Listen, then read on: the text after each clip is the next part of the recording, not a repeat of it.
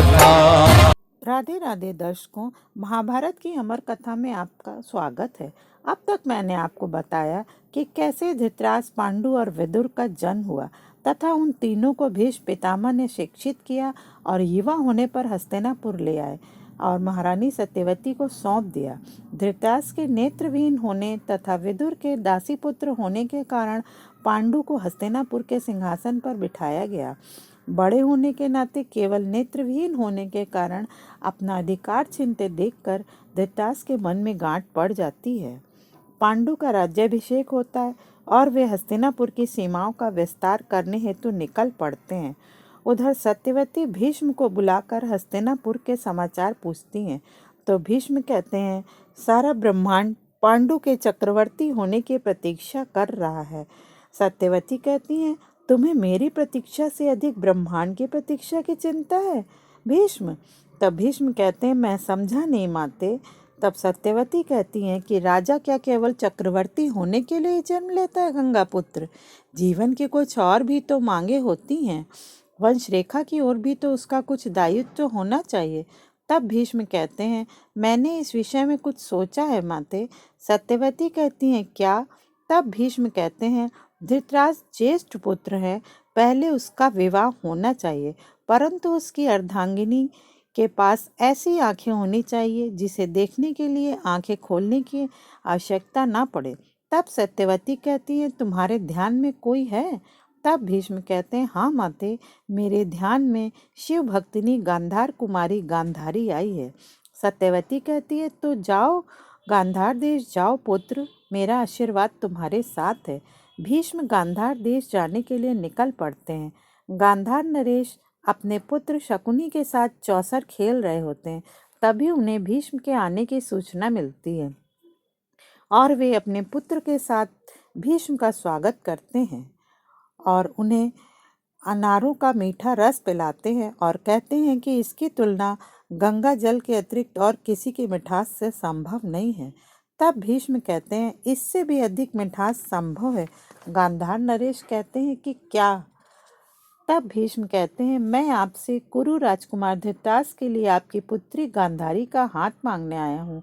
गांधार नरेश शकुनी अत्यधिक क्रोधित होता है और कहता है, मेरी बहन का हाथ आपने पांडु के लिए क्यों नहीं मांगा? गंगा पुत्र, उसके लिए वो अंधा ही क्यों सोचा?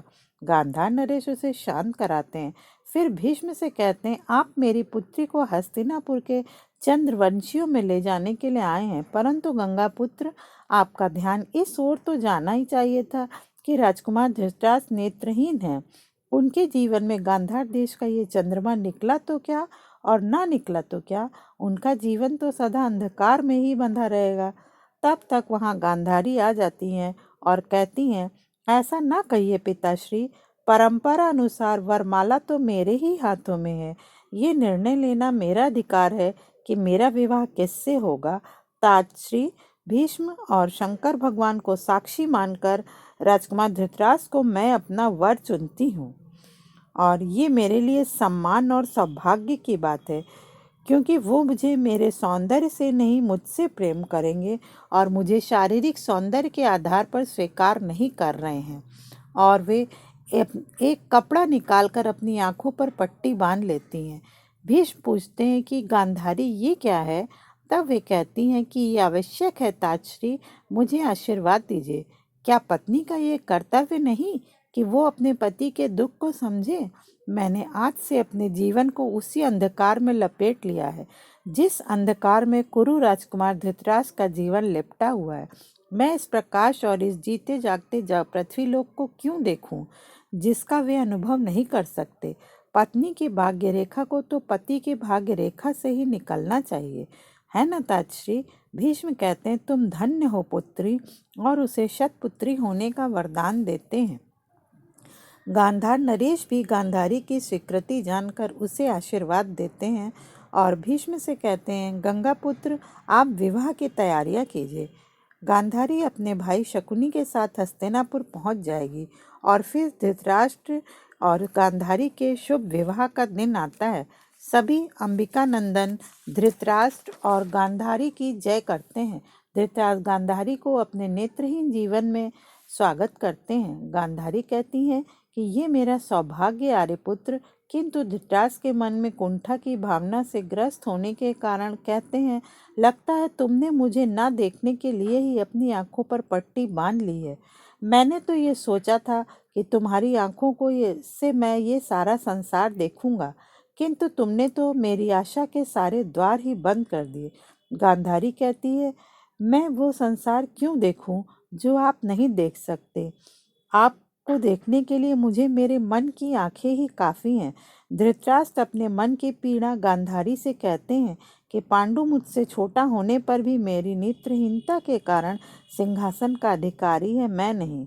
उधर कुंती भोज अपनी पुत्री कुंती के स्वयंवर का आयोजन करते हैं और कहते हैं कि उपस्थित राजसभा में मेरी पोषित पुत्री जिसे भी अपना वर चुनेगी सब उसे धन्य कहकर बधाई देंगे। और वे कहते हैं, मेरी पुत्री के जन्म का नाम तो प्रथा था।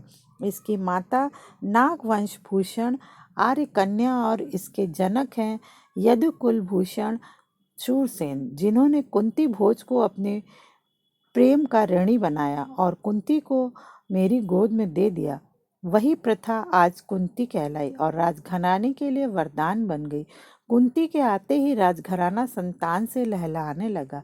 भाग्यशाली भाइयों की यह भाग्यशाली बहन अब अपने भाग्यशाली वर को मनोनीत करेगी और कुंती वरमाला लेकर स्वयंवर सभा में आती हैं। सबसे पहले माहिष्मती नरेश, फिर उज्जैनी नरेश, फिर मगध के राजकुमार, फिर कामरूप नरेश, फिर ज्योतिपुराधीश नरेश, फिर महामंडलेश्वर कलिंगराज और कौशल नरेश, सबके आगे से वे वरमाला लेकर के गुजरती हैं, परंतु उनके नेत्र तो किसी और की ही तलाश कर रहे थे। सखियां भी आपस में विचार विमर्श करती हैं कि कुंती तो केवल उससे ही अपना वर चुनेगी जो राजाओं महाराजाओं के इस सरोवर में कमल की तरह खिला हुआ। हस्तिनापुर नरेश महाराज पांडु। तब तक कुंती उनके पास पहुंच जाती हैं और उनके गले में वरमाला डाल देती हैं। पांडु भी अपने गले की माला निकालकर उन कुंती के गले में डाल देते हैं। उधर धृतराष्ट्र को चिंतित देखकर गांधारी उनकी चिंता का कारण पूछती हैं, तो वह कहते हैं कि चलो, मैं नेत्रहीन था तो मुझे राजा नहीं होना चाहिए, किंतु मैंने अपने भाग्य से समझौता कर लिया कि चलो, जो राज्य मुझे ना मिला मेरे पुत्र को तो मिल जाएगा। किंतु अब तो कुंती आ रही है। दुविधा तो फिर उठ खड़ी हुई कि अगर उसका पुत्र मेरे पुत्र से पहले हो गया तो समझ लो हस्तिनापुर धृतराष्ट्र के हाथ से सदा के लिए निकल गया। गांधारी उन्हें समझाती है कि होगा वही जो भाग्य में लिखा होगा। मनुष्य को अपने भाग्य के साथ जीना सीख लेना चाहिए। आर्यपुत्र। धृतराष्ट्र कहते हैं, मैं प्रयत्न करूंगा। उधर कुंती हस्तिनापुर के राजमहल में बैठी पांडु नरेश की प्रतीक्षा कर रही है। उनकी आंखें आंसुओं से भरी हैं। उन्हें अपनी युवावस्था के वे दिन याद आते हैं जब वे अपने पिता कुंती भोज के साथ प्रसन्नतापूर्वक रहती थीं। उन्हीं दिनों ऋषि दुर्वासा कुंती भोज के यहाँ आए और किसी के द्वारा अपना स्वागत न किए जाने पर रुष्ट हो गए। कुंती भोज और कुंती उनसे क्षमा मांगते हैं और कुंती भोज कुंती से उनका परिचय करवाते हैं। कुंती की मीठी बातें उनका मन जीत लेती हैं और कुंती ऋषि दुर्वासा की बहुत सेवा करती हैं और उनसे ज्ञान की बहुत सारी बातें सीखती हैं।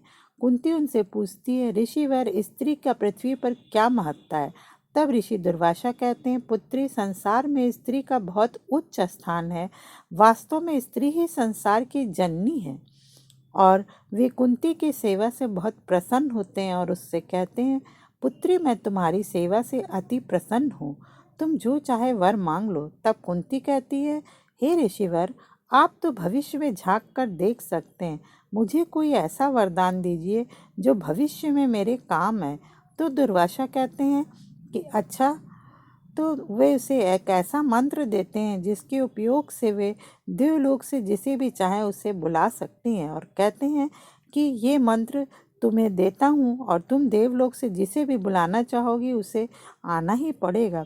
और वे उसे अमोघ वशीकरण मंत्र देते हैं जो देवों को भी आने पर विवश कर देने वाला था। कुंती कई बार उस मंत्र के विषय में सोचती हैं कि क्या सचमुच ही उनका साक्षात्कार संभव है। माता के कहने पर वह सूर्य नारायण को जल देती हैं और उनकी ओर आकृष्ट हो जाती। सायंकाल फिर उनकी दृष्टि सूर्य की ओर जाती है और एकाएक उनके मन में कौतूहल जागता है कि क्या सच में ही ऋषि दुर्वासा का मंत्र सत्य साबित होगा। और वे उस अमोघ मंत्र का प्रयोग कर देती हैं और उस मंत्र के प्रभाव से सूर्य देव वहां आ जाते हैं। कुंती कहती है, देव, मैंने तो केवल ऋषि दुर्वासा के मंत्र की जांच कर रही थी। आपको जो कष्ट हुआ उसके लिए मैं क्षमा चाहती हूँ। अब आप वापस लौट जाइए। सूर्यदेव कहते हैं, अब मैं वर दिए बिना वापस नहीं जा सकता। कुंती कहती हैं, आपको जो देना है देकर लौट जाइए देव। सूर्यदेव कहते हैं, मैं तुम्हें एक पुत्र दूंगा। कुंती कहती हैं, मैं तो कुंवारी कन्या हूँ। और तो सूर्यदेव कहते हैं कि चिंता ना करो, तुम्हारे कौमार्य को कोई क्षति नहीं पहुँचेगी। मेरा पुत्र कवच और कुंडल के साथ जन्म लेगा। वो दानवीर कर्ण के नाम से संसार में प्रसिद्ध होगा। और वे कुंती की गोद में कर्ण को सौंप कर चले जाते हैं। कुंती उसे देखकर अत्यंत चिंतित होती हैं और उसके बारे में सोचती है कि सबसे क्या कहेगी। जिस समाज ने सीता जैसी देवी को भी संदेह की दृष्टि से देखा, समाज उसकी बात क्या सुनेगा। फिर उस बच्चे को एक लकड़ी के बक्से में डालकर ले जाती हैं और उसे अत्यंत प्रेम करती हैं और कहती हैं कि अपना दान अपनी माँ से आरंभ करो दानवीर कर्ण, और उसे बक्से में रखकर नदी में बहा देती हैं। और यही आत्मग्लानि उन्हें अपने नए जीवन की शुरुआत में भी